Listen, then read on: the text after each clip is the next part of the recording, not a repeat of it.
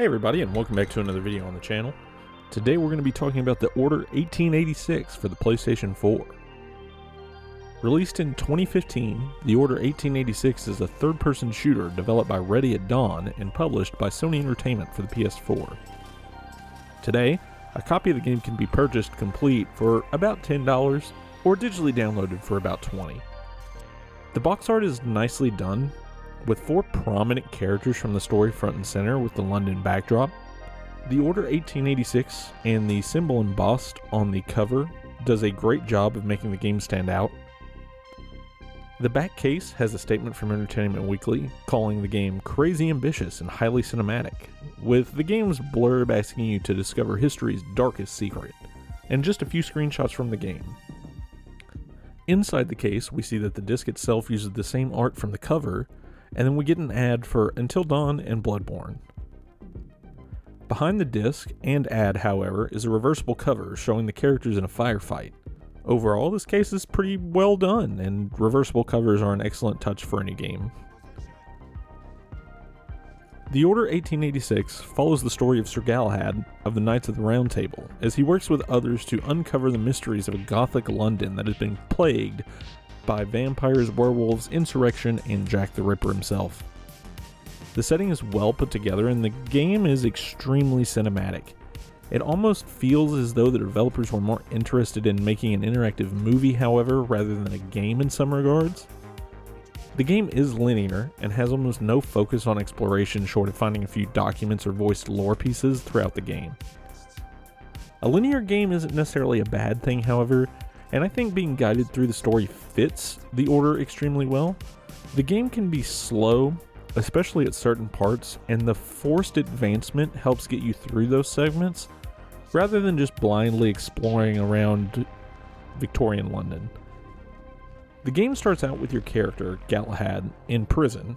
After fighting and clawing your way out, you find yourself stuck on a balcony, flanked on the exits as the game flashes back to the beginning of the story. Throughout the flashback segment, which is the majority of the game, you learn about the Knights of the Round and how Galahad found himself in the prison, learning that the Knights have found a method to extend their natural life by large margins and giving them a way to effectively heal wounds that would otherwise be lethal. That ability, along with advanced technology made in part by Nikola Tesla himself, gives the Knights the ability to stand up to half-breeds, which are a combination of human and animal, usually in the form of lichens.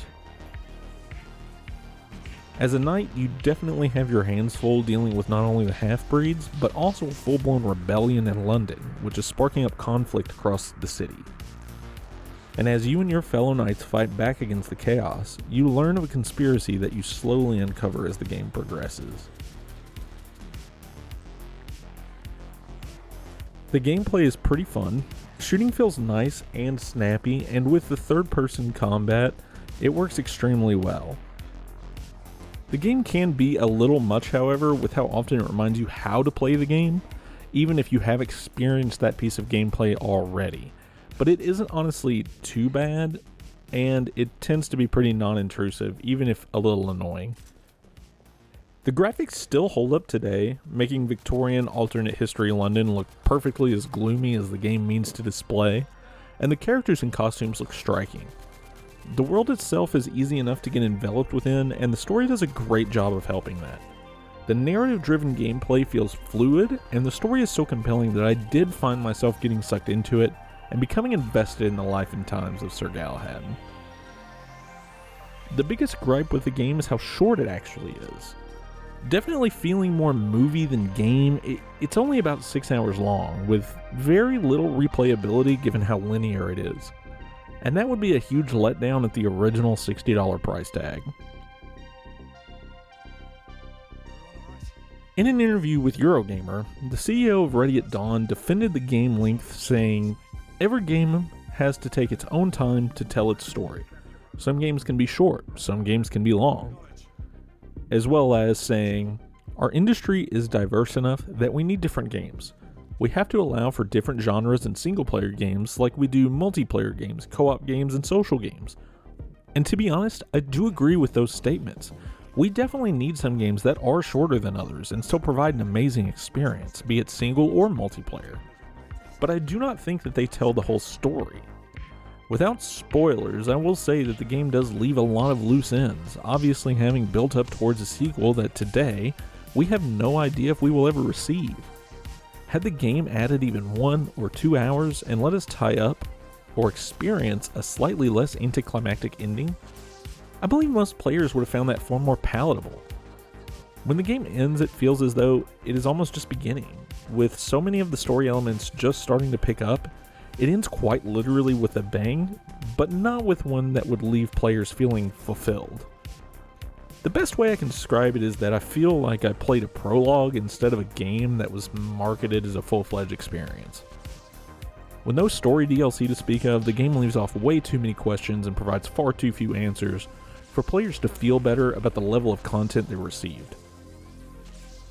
It seems quite unlikely at this point, but I would absolutely welcome a sequel to tie everything up, or even start a whole new series around the Order. However, I wouldn't hold my breath, as the original developer of the game has been purchased and is now under Oculus Studios, and Sony still owns the trademark rights to the game. Unless Sony finds another studio they want to take the mantle, it will likely just be a dead IP to never be revived. Overall, The Order 1886 is a game that I will recommend to anyone who enjoys action, narrative-driven games. It is a wonderful experience despite its shortcomings and short length, and is well worth the 6 hours to play through and experience at least once. It is 100% the current $10 price tag, and I hope you will get to dive into Victorian London yourself at some point if you haven't yet. Thank you all so much for watching another video on the channel. I hope you enjoyed this little retrospective review of Order 1886 for the PS4, and if you did enjoy it, please subscribe, and we'll see you in the next one.